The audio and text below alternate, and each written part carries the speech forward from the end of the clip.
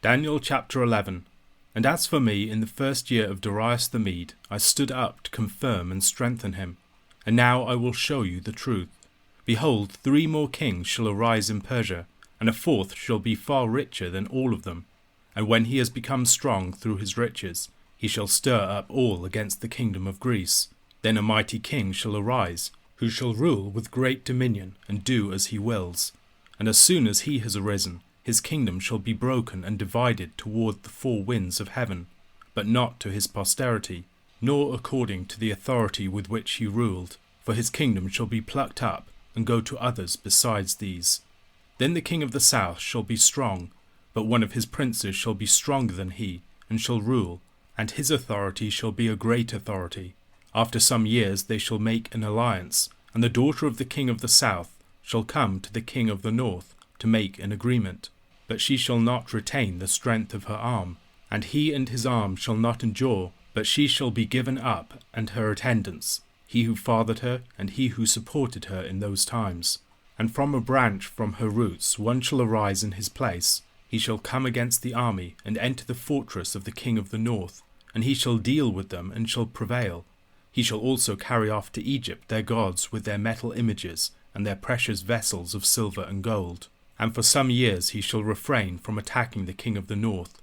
Then the latter shall come into the realm of the king of the south, but shall return to his own land.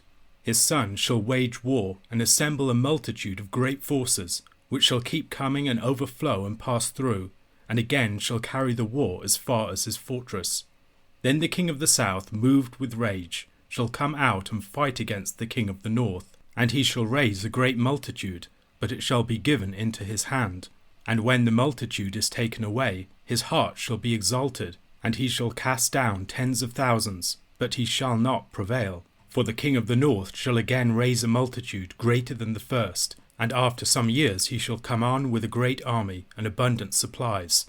In those times many shall rise against the king of the south, and the violent among your own people shall lift themselves up in order to fulfill the vision, but they shall fail.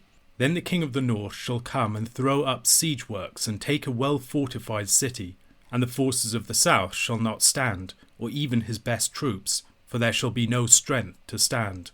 But he who comes against him shall do as he wills, and none shall stand before him.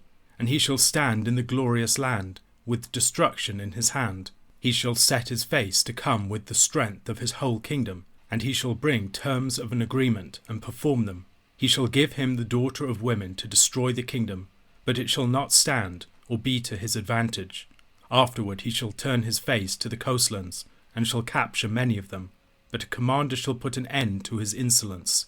Indeed, he shall turn his insolence back upon him. Then he shall turn his face back toward the fortresses of his own land, but he shall stumble and fall, and shall not be found.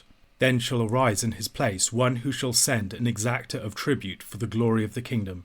But within a few days he shall be broken, neither in anger nor in battle. In his place shall arise a contemptible person, to whom royal majesty has not been given. He shall come in without warning, and obtain the kingdom by flatteries. Armies shall be utterly swept away before him and broken, even the prince of the covenant.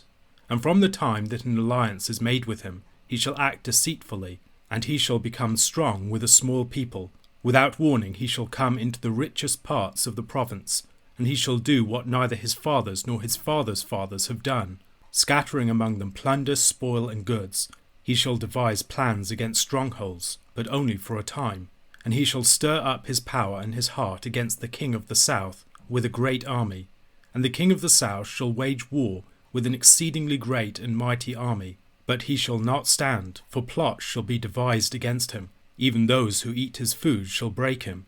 His army shall be swept away, and many shall fall down slain. And as for the 2 kings, their hearts shall be bent on doing evil.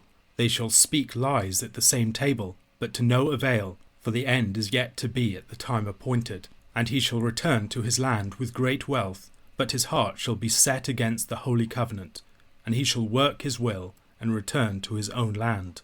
At the time appointed he shall return, and come into the south, but it shall not be this time as it was before.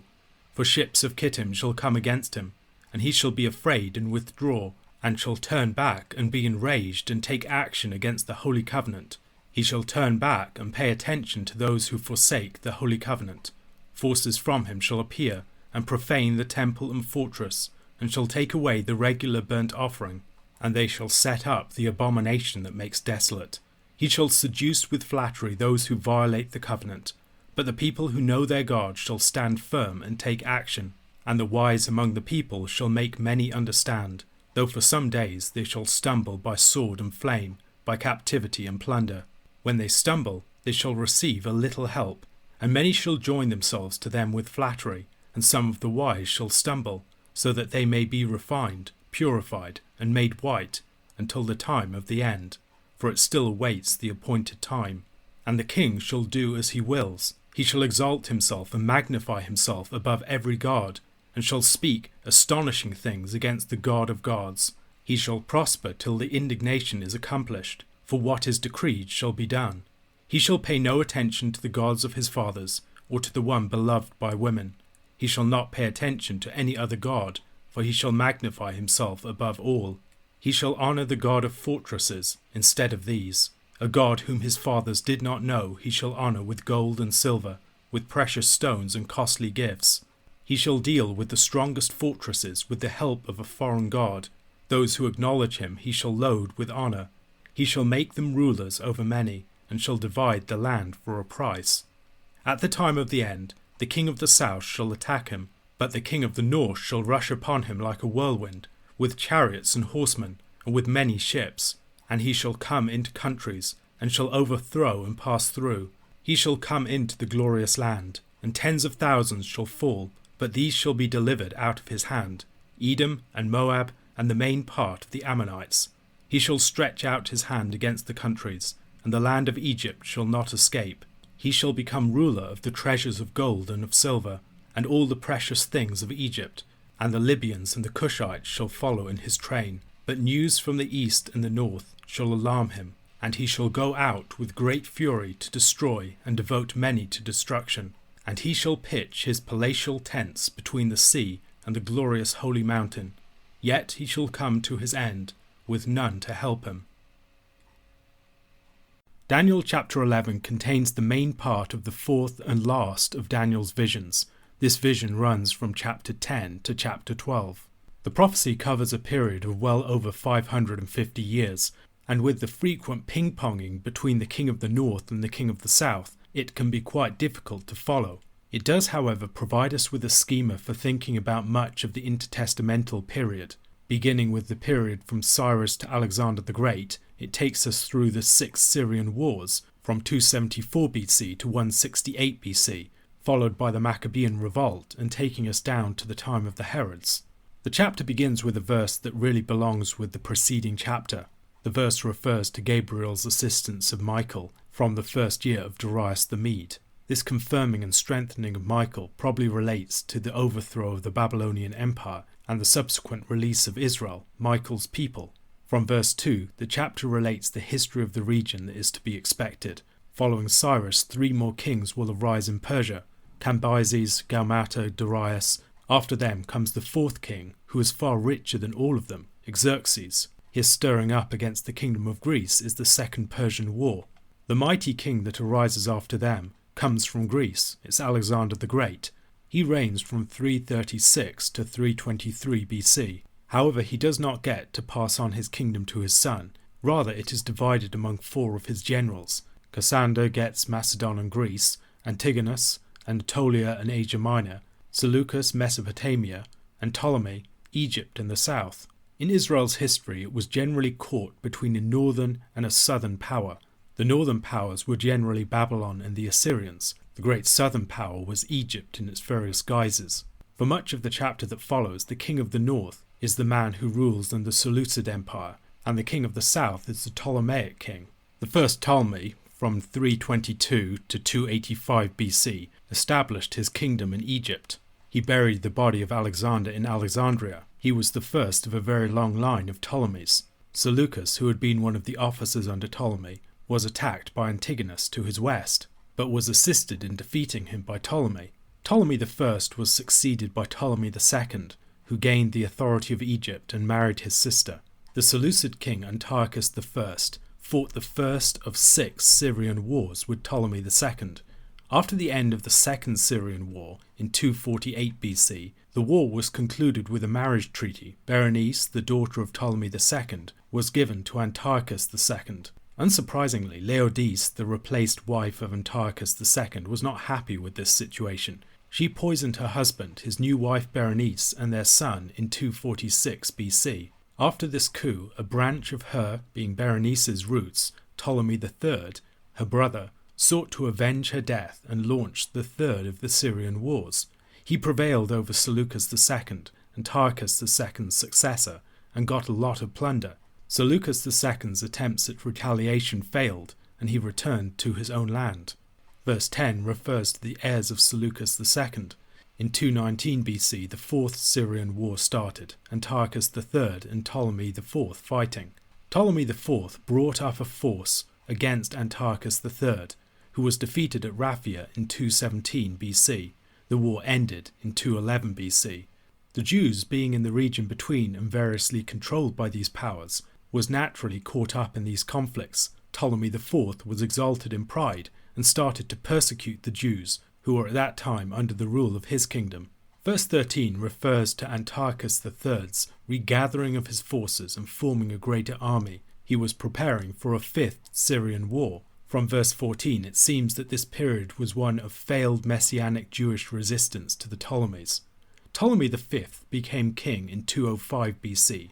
Antiochus III launched the 5th Syrian War. He took the well-fortified city of Caesarea and the territory of Judah. What is referred to as the Glorious Land in verse 16 came under his control around 197 BC, as he, Antiochus III, otherwise known as Antiochus the Great, took it from the Ptolemies. The Seleucid king Antiochus gave his daughter Cleopatra, not the later, much more famous Cleopatra, to the young Ptolemy V in marriage. Their wedding is actually recorded on the Rosetta Stone. He hoped by this means to subvert the rule of Ptolemy through the influence of his daughter. However, his plan failed and indeed ended up backfiring. She steered her husband towards alliance with Rome instead of Antiochus. Antiochus then turned to attack the coastal towns, Ptolemaic and Greek cities. When the Greek cities appealed to the Roman Republic, they fought against Antiochus III.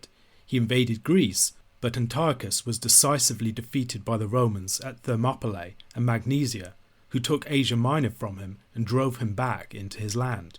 In the Treaty of Apamea in 188 BC, Antiochus III was forced completely to abandon Europe and had no choice but to submit to other humiliating terms. He was murdered in 187 BC while trying to plunder a temple in Susa to pay off his war debts, being removed, as it were, from the playing field, the events of verse 19. After this, in verse 20, we have the rise of Seleucus IV. He was the heir of Antiochus III, who needed to pay off his father's war debts to the Romans. He sent Heliodorus to the temple in Jerusalem to loot its treasuries, but he was expelled from the temple. He claimed that supernatural powers had prevented him from entering. Later, Heliodorus assassinated his master Seleucus IV, hoping to seize the throne for himself. After the assassination of his brother Seleucus IV by the usurper Heliodorus, Antiochus IV, otherwise known as Epiphanes, another son of Antiochus III the Great, recovered the kingdom in 175 BC with the aid of the king of Pergamum. He claimed to rule as co-regent with an infant son of Seleucus IV on behalf of the rightful heir Demetrius I, his nephew, who was imprisoned in Rome. Antiochus IV later murdered his infant co-regent.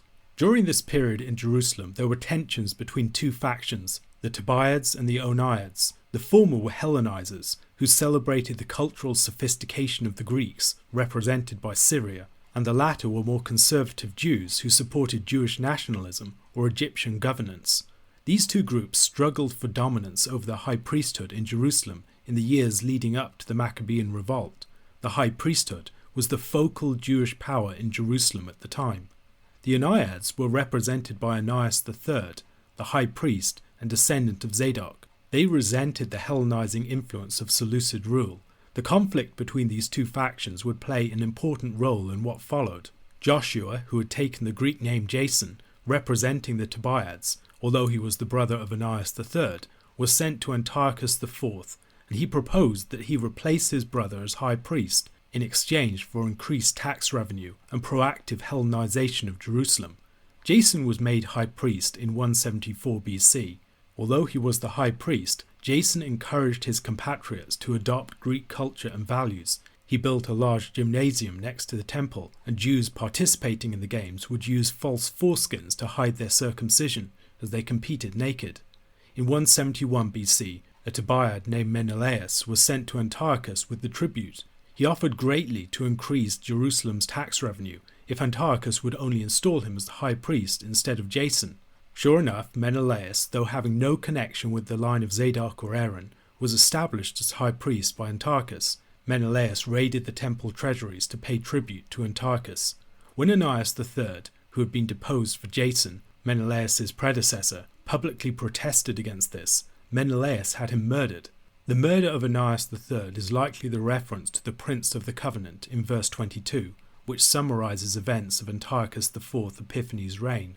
Verse 23 likely describes Antiochus's deceitful rise to power, initially presenting himself as ruling for the sake of the imprisoned Demetrius, but then seizing power for himself. Antiochus had greater wealth to employ than his predecessors, who had costly war debts to Rome. Antiochus IV used his larger funds to buy loyalty. His desire for funding is an important element of what precipitated the crisis of the period in Jerusalem. The Enneads appealed to Ptolemy to help. A young Ptolemy VI sent a force into the south of Syria, hoping to take back Jerusalem in 170 BC. This kicked off the Sixth Syrian War. They had lost Jerusalem to the Seleucids under Antiochus III in 197 BC. However, this force was decisively defeated by Antiochus IV Epiphanes, as Ptolemy was betrayed by people close to him. Antiochus ended up taking the whole of Egypt, save for Alexandria. He took Ptolemy VI captive and reduced Ptolemy his nephew to the status of a puppet king. In response to this, the city of Alexandria set up Ptolemy VI's younger brother as king there, Ptolemy VIII, called Physcon. Ptolemy VI and Antiochus ended up uniting against this common enemy, while still very much scheming against each other, speaking lies at the same table, as verse 27 says. Antiochus, however, did not defeat Alexandria. Antiochus was likely concerned about how Rome would respond. After this, he returned to Syria to regroup. Passing by Jerusalem on his way back, with the help of his high priest Menelaus, Antiochus levied a tax on the people and took tribute from the temple treasury. In his absence, Ptolemy VI, Antiochus's puppet king, was driven out by Ptolemy VIII Physcon, the man that Alexandria had set up. The deposed Ptolemy VI went to Rome to seek for aid.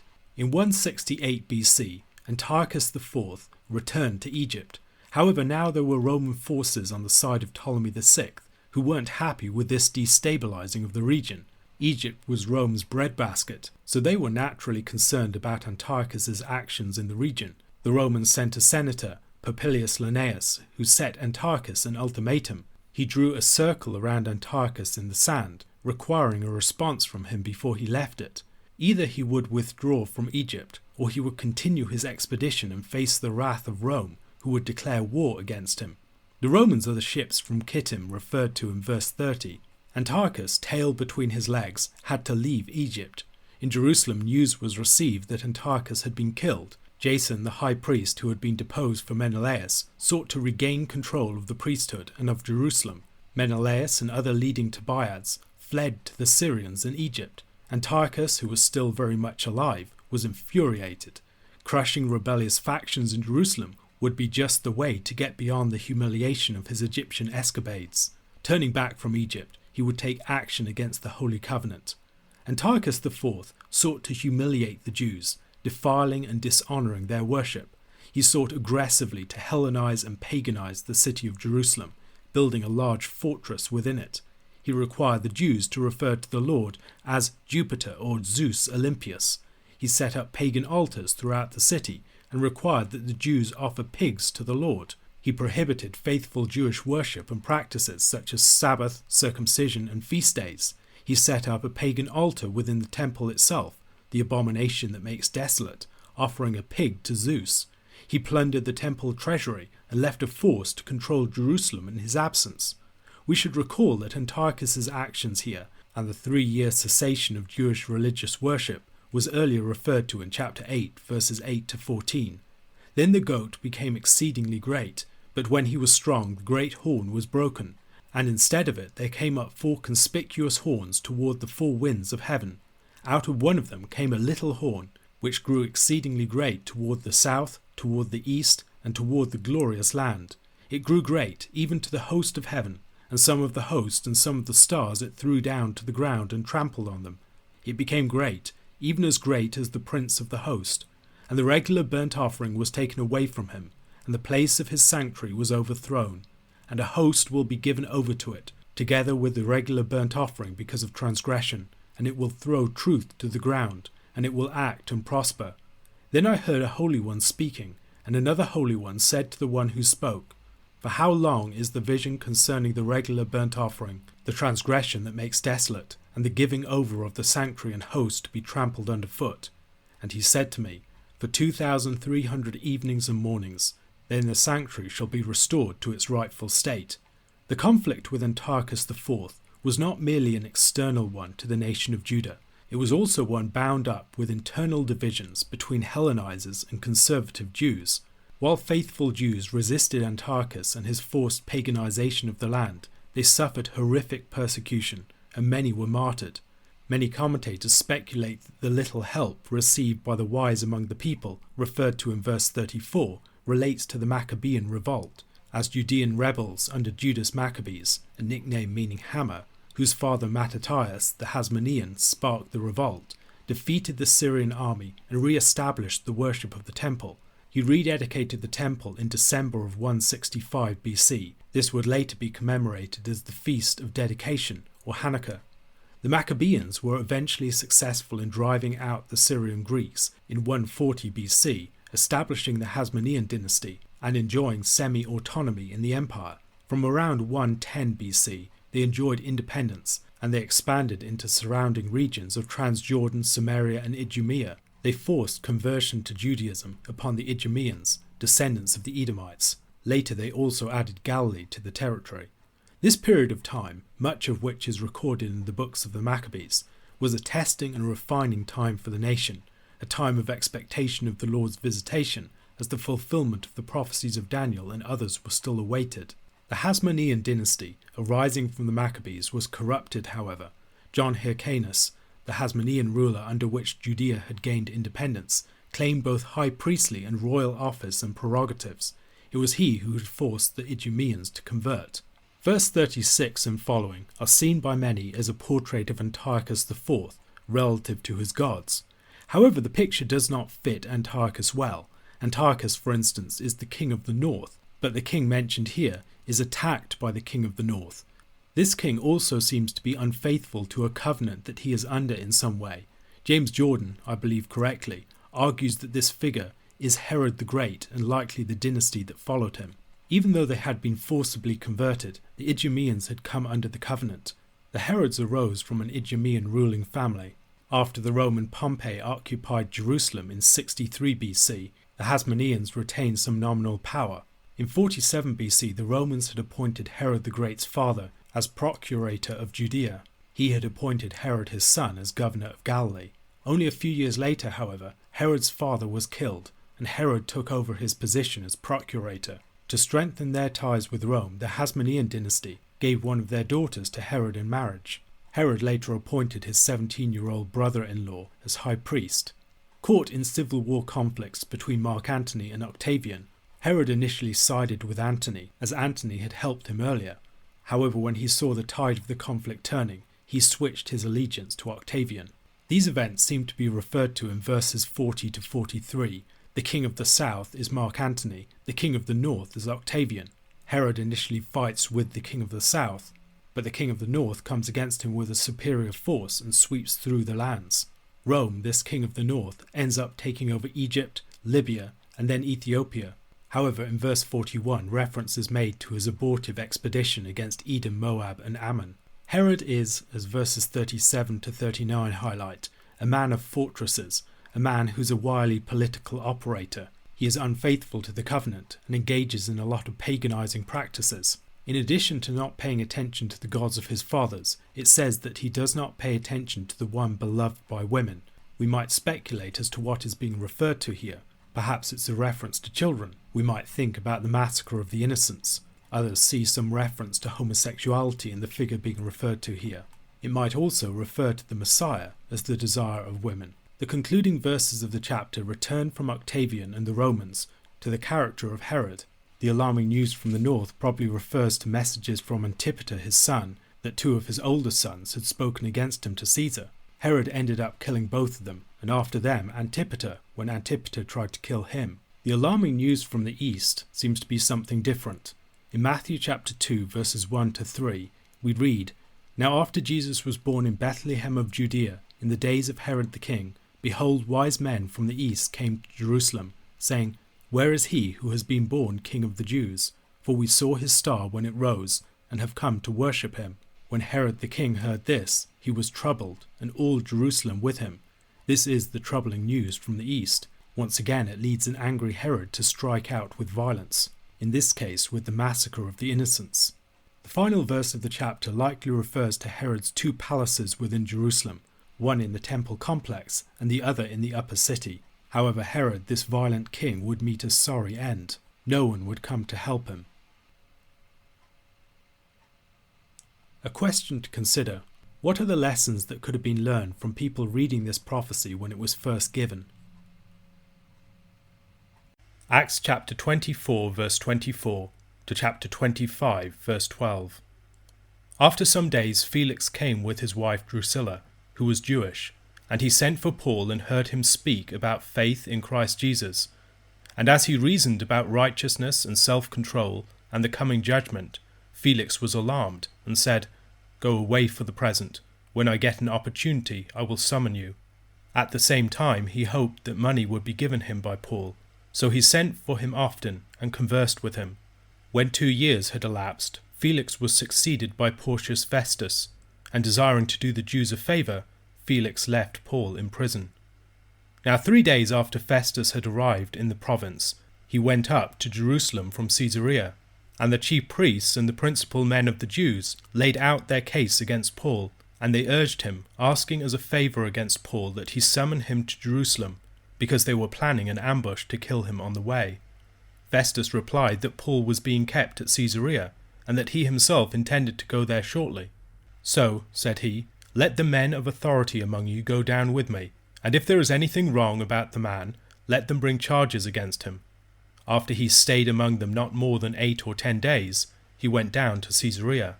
And the next day he took his seat on the tribunal, and ordered Paul to be brought. When he had arrived, the Jews who had come down from Jerusalem stood around him, bringing many and serious charges against him that they could not prove. Paul argued in his defense, "Neither against the law of the Jews, nor against the temple, nor against Caesar have I committed any offence." But Festus, wishing to do the Jews a favour, said to Paul, "Do you wish to go up to Jerusalem, and there be tried on these charges before me?"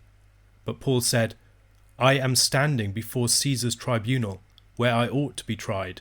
To the Jews I have done no wrong, as you yourself know very well. If then I am a wrongdoer, and have committed anything for which I deserve to die, I do not seek to escape death.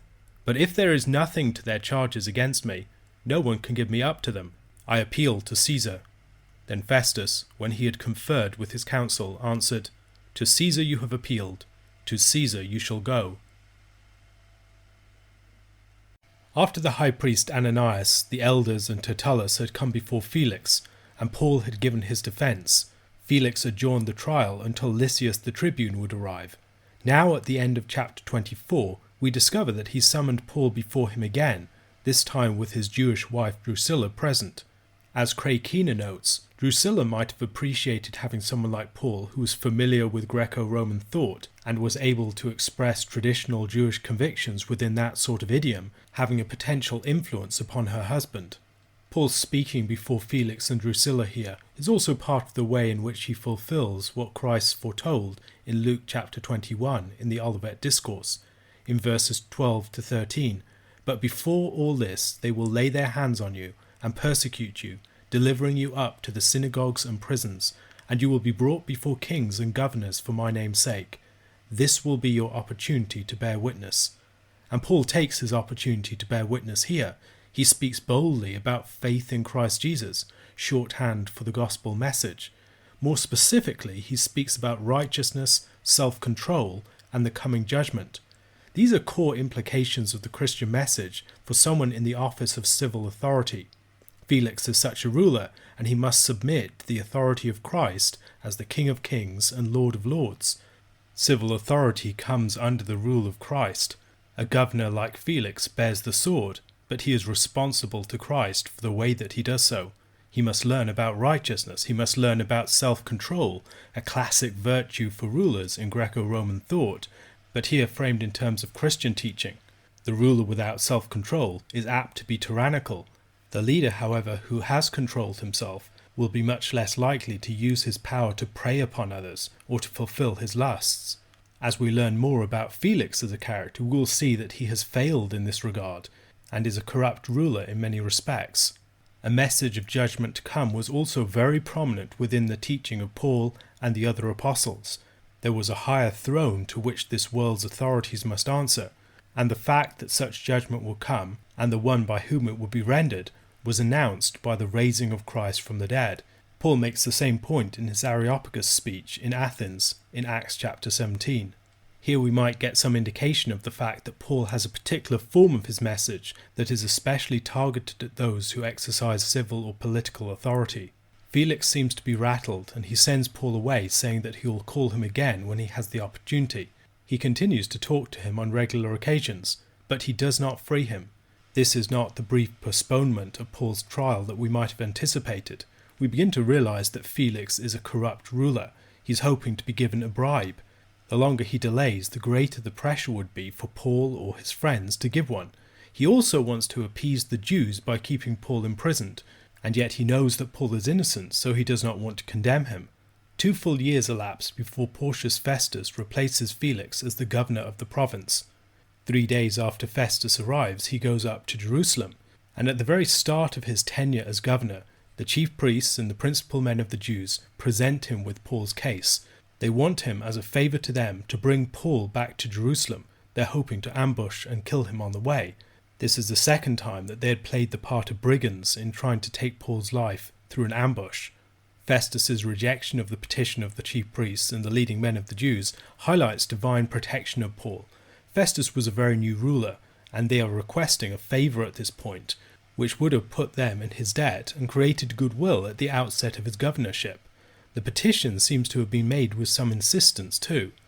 Festus, however, seems to be wary. He invites the leading men of the Jews to join him in going down to Caesarea, where they can bring their charges against Paul if there is anything wrong about him. Unbeknownst to Festus, he is protecting Paul in this way. The providential protection of God should clearly be seen to lie behind all of this. God has a purpose for Paul, and Paul will come to no harm before that purpose has been fulfilled.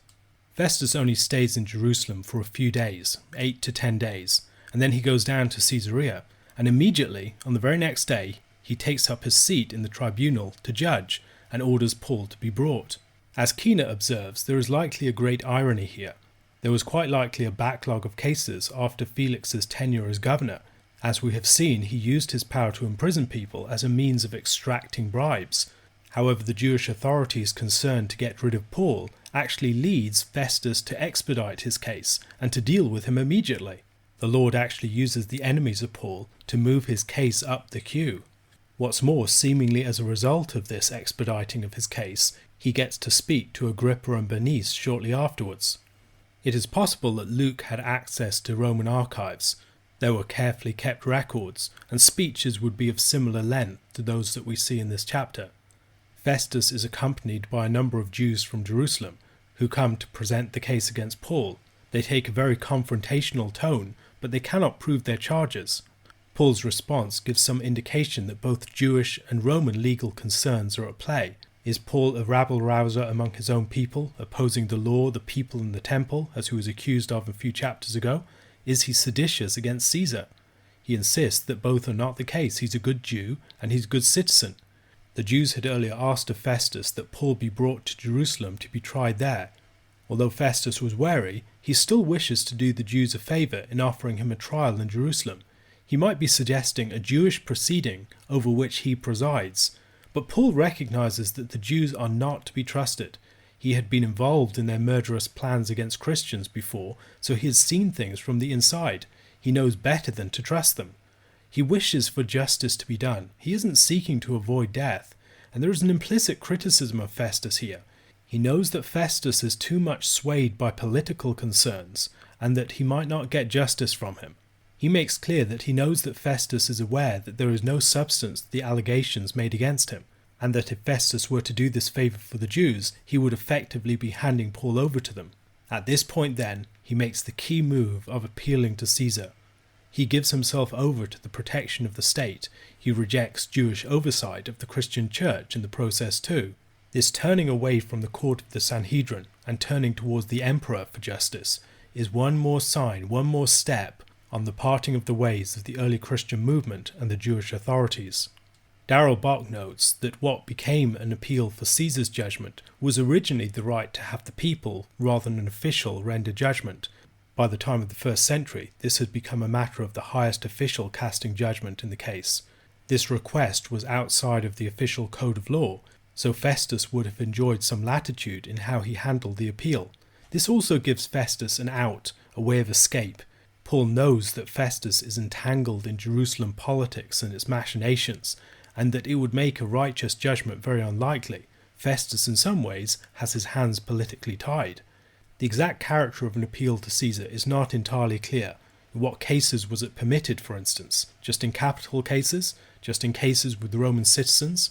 The Caesar in question would have been Nero. Paul isn't necessarily expecting to find justice, but he knows that his chances would likely be greater. Throughout the book of Acts, Paul shows great shrewdness in the way that he approaches Jewish authorities and Roman authorities, the way that he will take advantage of certain laws, the way that he will use certain situations to his advantage. He is adaptable and resourceful, always alert to clever ways in which he could turn things to his favour. In Paul's appeal to Caesar, he is doubtless thinking about something else though. In Acts chapter 23 verse 11, the Lord had declared to him, "Take courage, for as you have testified to the facts about me in Jerusalem, so you must testify also in Rome." He knew that the Lord wanted him to go to Rome, and this would be a way of precipitating that movement. A question to consider. Considering Paul's teaching in his epistles, what do you imagine that his message to Felix concerning righteousness, self-control, and the coming judgment might have contained?